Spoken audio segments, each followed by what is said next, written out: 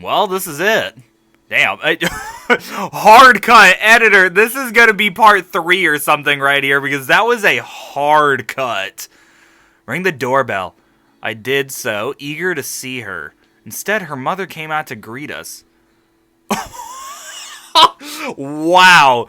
That is wild. Mom S. Shoot, how should I do her voice? Morning, guys. What do you want? I'll just do it in Sayori's voice, fuck it. We came to see Sayori. Oh, wow. Are you friends of hers? I don't know you. She must have been suspicious of us, understandably, since I was sweating profusely. Yes, we are classmates. Classmates? But she doesn't study anymore. She frowned, and at that reaction, I tried to redirect the situation so that our plan would not go down the drain. We were classmates. Wait a minute, she doesn't study anymore? Oh, well, I hope she remembers. Please come in. She is in her room. We went upstairs to her room, while I made sure Sayori's mother wasn't following us. Take care of her, guys. I'm off to run some errands. A great sense of relief permeated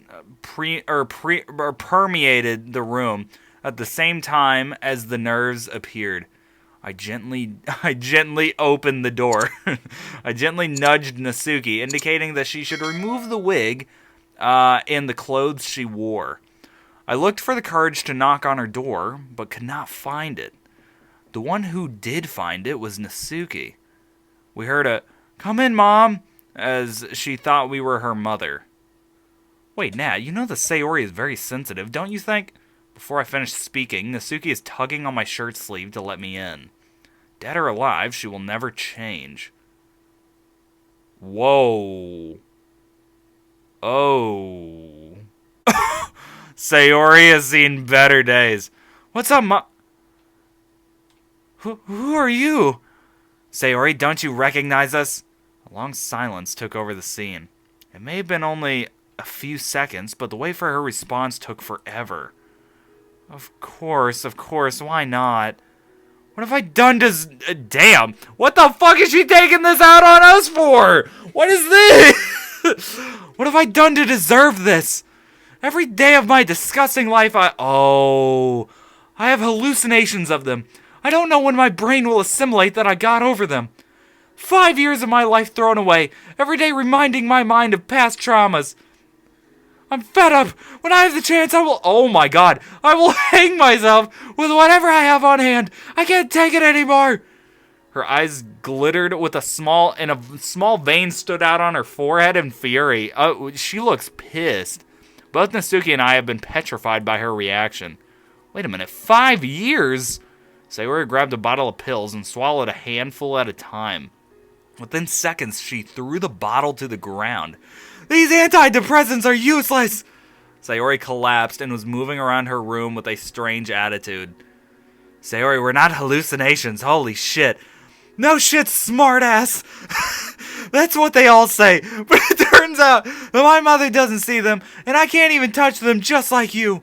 Sayori threw her right index finger on my cheek, and her left index finger on Natsuki's cheek, hoping to pierce through us as if we were ethereal ghosts. But words stopped coming out of her mouth when her fingertips collided with our face and did not go through. Her face turned the color of snow, her hands began to shake uncontrollably, as did her legs, whose knees became so weak that they... Mom spaghetti. Knees weak, arms heavy, Mom spaghetti. I'm sorry. Whose knees became so weak that they could not... I almost read that as spaghetti. Wait, I'm sorry. I'm hungry. They could not support her trembling body. My fat ass has to eat something. As a matter of fact, I'm not sponsored, but shout out Pepsi. I'm at least going to get some fat carbs in right now. Hell yeah. Y'all heard that crack open. This is actually, right now, what I'm drinking is a Pepsi cherry flavor. Again, not sponsored, but Pepsi, if you want to sponsor me, I drink your shit like once a day. Editor, put up a fridge, or... Editor, put up a picture of my mini fridge. All I got in there is water and Pepsi. That's it. Shout out Pepsi. The side of her face gave me a twinge in my stomach. Within seconds, the deep silence was broken by a noise on the floor emanating from Sayori, She had urinated on herself. I can't stand this image anymore. Sayori gives me a horrible feeling that drills my brain with guilt. Sayori, we are very real. We're back. I hugged Sayori with all my strength, but she didn't reciprocate. So we were hugging her pissed self. She pissed herself. I wouldn't hug her. It was like hugging a jelly, and all that came out of her mouth were unintelligible noises. What? What? Oh. Poor Sayori couldn't take it anymore and fainted in my arms. After making sure she was breathing, reacting to stimuli, and that her heart was beating, we laid Sayori down on her bed, and while I went to the bathroom, Natsuki changed all of her clothes. We can't let her mother know, or the worst will happen. After about 15 minutes, she woke up. When she saw us, her eyes flooded with tears, and she jumped into our arms as if she had never fainted. I knew that you would come back. I knew you weren't dead. No, Sayori, we really were dead. So how are you here? Sit on the bed, we'll explain everything. Oh god, yeah, that would take ages. 20 minutes later, oh my god, no kidding. Let me get this straight. You have been resurrected? Something like that. But how? You never changed, Sayori. We've been explaining everything to you for a long time and you still don't understand. I understand what you mean, but why did it take you 5 years to come back? Are you sure it's been 5 years? Almost. You passed away on November 15th and 22nd, 2019. And here we are in September 2024. Damn, that was 2 years ago. Shit. Almost. Confirmed. It's been 5 years since we last saw her, no doubt. The journey Dan talked about was a long one. Natsuki looked me in the eye, seeking confirmation that I too had the time lag in my mind. Well, Sayori, we were dead for just a couple of hours. Time in the afterlife is different. And you can only tell 5 people? Now 4. So I'm the first? Exactly. And I guess you figure out who 2 of those 4 people are going to be. Monica and Yuri. Exactly. Exactly, but we have a problem. If 5 years have passed, how can we locate them? I haven't spoken to them in a long time. I don't know exactly where they are. I tried to call them a couple of weeks ago, but it seems they have changed their numbers, because it told me that those did not exist anymore. I only know that Monica is in the capital, although I don't know exactly where, or at least she was there the last time I talked to her. Monica ran for fucking president and won. Well, we have our next target. It'll be difficult to find her, but we have no better option to contact her. Yeah, knowing Monica, she probably has an important job there, so it shouldn't be too complicated to find her. I'm telling y'all right now, I'm big braining this because she was the president of the literature club. She's the president of the fucking United States now. Well, that's all there is to it then. Let's find the leader. Natsuki exclaimed with joy, but after a few seconds of reconsideration, her ear-to-ear grin faded. And how are we supposed to go to Tokyo? Oh shit, and I said the United States, I'm fucking stupid. If we don't have a single yen. In addition, we'll have to pay for food, hotel, accommodation, and much more. You are right. Sayori started looking around the room for money like crazy. We helped her in her endeavor, finding a few yen. With this, we can't even afford a single ticket. We started to think about how to get the money. Hey, Skibbity Toilet, is your bank account still working? I don't know. I have quite a bit of money saved, but that account must have been inactive for a couple of years. We don't lose anything by looking, though. Well, I guess you're right. You say that a lot, don't you? Shut up and let's check it out. But the nearest ATM is far away from here, so I'd better check with my cell phone and get the money at the station. But I have no idea where it is, so I doubt we'll be able to find it to this day. Your cell phone? Sayori stood up in the direction of the drawers in the room. From one of the drawers, she took out a pink and black cell phones. Wait a minute, those are our cell phones! Where did you get it from? I had it! Well, when you passed away, we kept your cell phones as a kind of souvenir, I guess. What the fuck? But when our paths parted, they were given to me to treasure. Every day I would turn them on to make sure they were working perfectly and not running out of battery. And I waited patiently for a call, a message, or anything that would give away that you're still alive. Golly, Sayori really, she let herself go. That's fucked. I was really looking forward to the day to return them, and it has finally arrived. Sayori. We both hugged her with all of our might. Enough, please, Skibbity Toilet. Check if the account is still active. I grabbed the cell phone and checked to see if it was still working. Well, it works. We all exclaimed with joy. We can now go and look for her. Yippee! That was everybody saying that. How much money is there? 100,000 yen or so. It's not much. Oh, well, I mean, 100,000 sounds like a lot. $100,000 US could buy you a fucking house just about. It could make a really good down payment on a house. We can take out about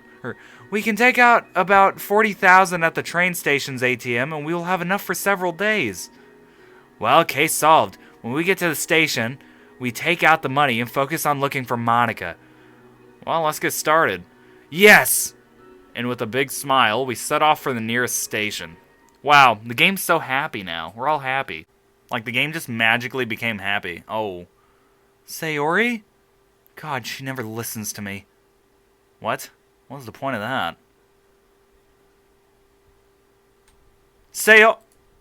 Fuck, she's already gone out again without my permission. I'm sure it's those guys' fault. I'll have to find her any way I can. Oh. What the fuck? So now we have... Alright. I know who we're killing now. We're killing Yuri. We're killing Sayori's mom. And then we're killing Natsuki's dad. Those are the three people. Because fuck Sayori's mom. She seems stupid. What's happening here, by the way? What? Transition. Was that just us running through Tokyo or something? Oh. Natsuki was... that was us going down into the subway. That was the subway entrance. Okay, alright, that makes sense. I love Subway sandwiches, by the way. Oh my god, I'm so fucking hungry. Natsuki was sound asleep on my left shoulder. Sayori looked intently at her cell phone, trying to brighten up the trip. It had been 2 hours since we left. And after about 25 minutes, we are about to arrive at Tokyo Junior Station, JR. I woke Natsuki up slowly. Honey, we're almost there. She opened her eyes and looked at me softly as she smiled. Her pupils gave off an almost unearthly glow. Well, I mean, technically it is unearthly because we both fucking died. I mean, we did go off the earth. So, that could have a part to play, maybe. Possibly, if time didn't exist 4 billion years in this denoting her lack of sleep. When she got up from her seat, Sayori had already left the carriage. Well, damn, Sayori, I'm sorry that we're moving a little slow here. Without further ado, we left the station. It was 7:30 p.m., time to go to dinner. Damn, we're just about 2 days down. We got 363 days to go. I saw the city in awe.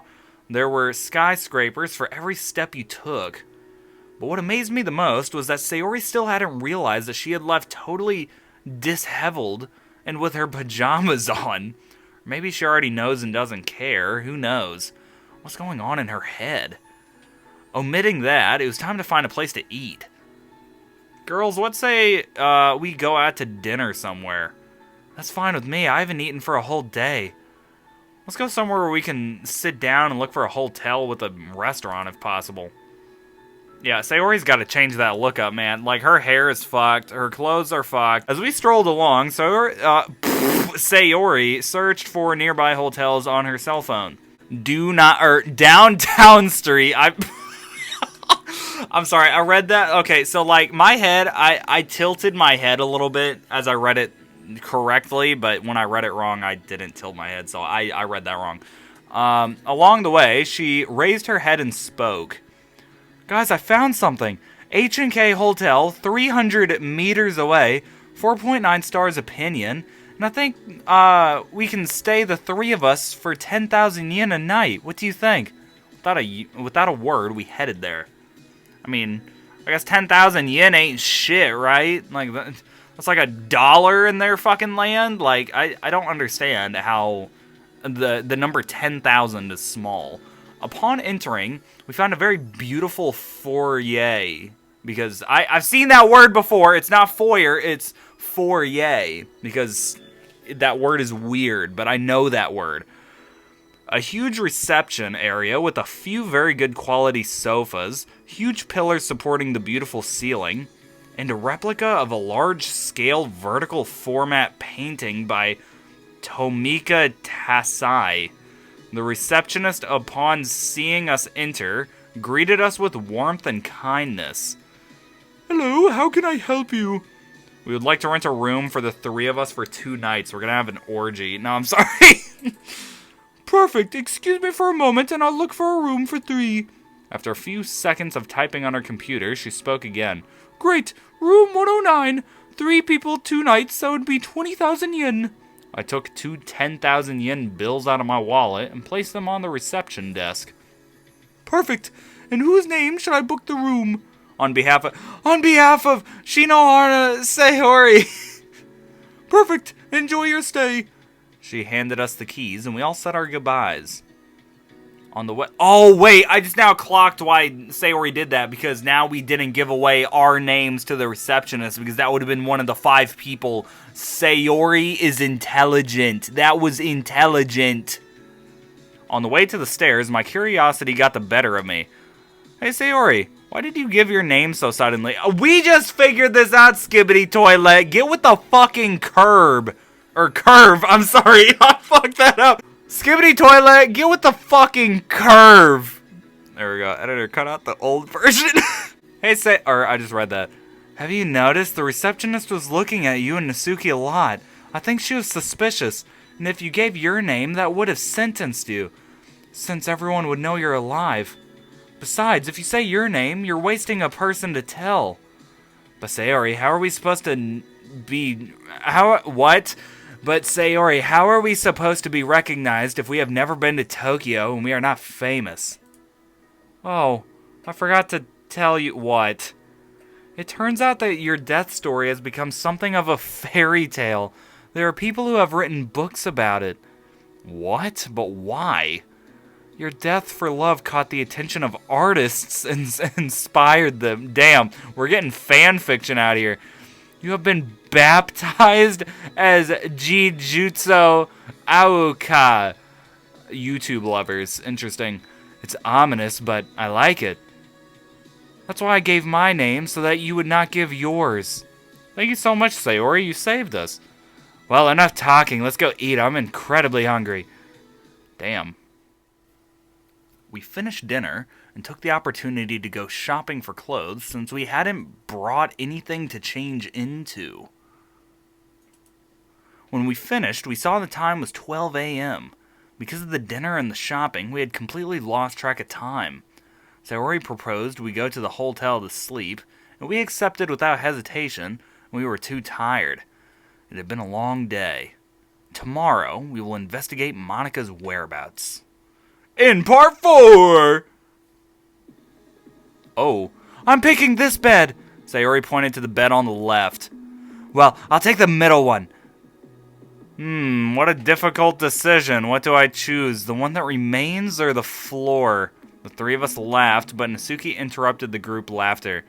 "Well, guys, I'm off to brush my teeth." Oh.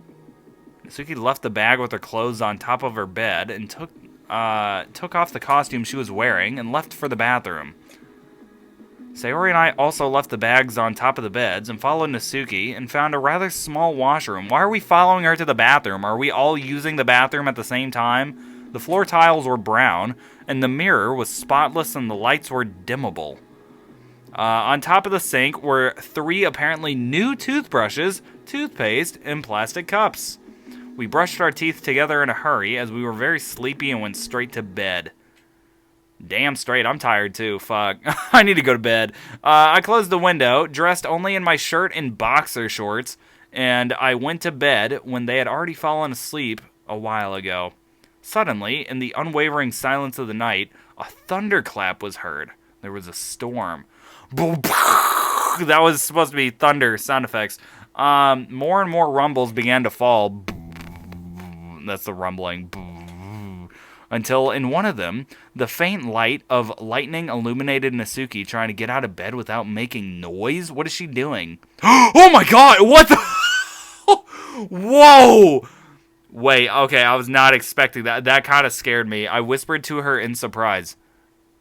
Natsuki, what are you doing? I've been waiting for this for 5 years. Natsuki climbed on top of me, astride, and began to unbutton my... Oh my god, wait, we're actually gonna have sex? Holy shit. Yeah. Wait, did I call that earlier? No way. Yo, that's hilarious. Suddenly, another flash of lightning illuminated her sensual figure. She was almost like a little tigress. Wait, we're doing this with Sayori in the room. Nah, that's fucked up. That's fucked up. Nah, is this actually... Hold it. In the midst of that moment of lust, I realized something. Natsuki, we can't do this, Sayori. Thank you! That's what I'm saying! Sayori is right there. We can wake her up. Don't worry. If we don't make any noise, she won't find out. Holy shit. So... Nah. What are we doing? Is that actually what happened? The gentle morning breeze woke me from my slumber. I still have a boner. It was a nostalgic yet unfamiliar feeling at the same time. The smell of dew mingled with a sweet and delicate aroma, which although it was not the first time I smelled it, I was not able to recognize it at all. My hair moved to the sound of the Capri Sun. What the fuck? The capricious swaying of the wind, and a dance that tickled my forehead. I felt a strange pressure in my chest, and when I looked up, I saw a little pink-haired girl sound asleep above me. I stroked her hair while breathing slowly. Yeah, Sayori's gonna see this shit. Suddenly, a question came to my mind. Why did I feel the wind? I looked towards the window next to my bed and found it wide open. I was consumed by the doubt why the window was open when I left it closed last night. I had not yet found a logical reasoning for that fact when I heard a friendly voice answer my question before I even asked it. Good morning, lovebirds! Natsuki also woke up noisily. When she spoke, her voice was tired and sleepy, but at the same time very cheerful. Good morning. Good morning, girls. How did you sleep? Pretty bad, but well, today is going to be a long day. That's right, so we better get up now. We have to make the most of the morning. Well said, let's have breakfast. Natsuki in one leap released my chest and allowed me to stand up. I thought about making the bed, but remembered there was room service, so I didn't waste much time. Yeah, fuck the bed. You know what? Literally, whenever I go to a hotel, like, I don't go to hotels often, but like, if I ever go to a hotel, there's no fucking point in making the bed. That's what they get paid for. Room service does that shit for you. They have to clean the sheets anyways. If you start making the bed, that's going to make it more difficult for them. Because think about it. If you're making the bed, they're going to have to strip all that shit off anyways. You might as well just take off all the sheets of the bed. Save them some time. Like, you're welcome. You're welcome for not making the fucking bed. After putting on our street clothes because we're thugs, we got ready to go down to the dining room. But suddenly Sayori grabbed my right wrist. Natsuki didn't notice, so when she saw that we didn't leave the room, she asked, "What's up, guy?" I'm sorry. What? That shirt's atrocious. That is so shit. What are we doing here? What are we doing here? What's up, guys? Nothing. I just wanted to research a thing on the internet, and I need Skibbity Toilet's help. Go to the dining room. We'll catch up with you. It was very obvious that Sayori was lying, but Natsuki's innocence did not detect the deception. Alright, don't be late. Natsuki walked out the door, leaving us alone in the room. Sayori let go of my wrist and changed her facial expression. I heard you both fucking. From an unwavering smile, she turned to a face so neutral it was frightening. The corner of her lips were immobile, and her eyes conveyed anger and helplessness. Skibbity toilet. If you and Natsuki want to enjoy your relationship as a couple, I think it's great. But oh my god, wait, I actually called that! Holy shit! Wait, I called that! But Nah, that's actually fucked. I literally said that too. But if you're going to have sex a few feet away from me, at least make sure I'm asleep. I've barely been able to sleep all night. My face turns red as a tomato, and I lowered my gaze due to the embarrassment I was feeling. Sorry, Sayori, we thought you were asleep. The smile on her face reappeared, but it was very different. Don't worry, but be careful next time, okay? Golly! Oh my god! I literally have been calling shit out the entire time. It's like, what are we doing here, game? Also, wait, if we go back into the settings, decisions, where's the decisions? If I would have had a decision, I would have been like, fuck no. Sayori's right here, we can't do this shit. How do I click out of here? I nodded my head at a high speed and bolted out of the room. I was going to have a hard time pretending that nothing had happened.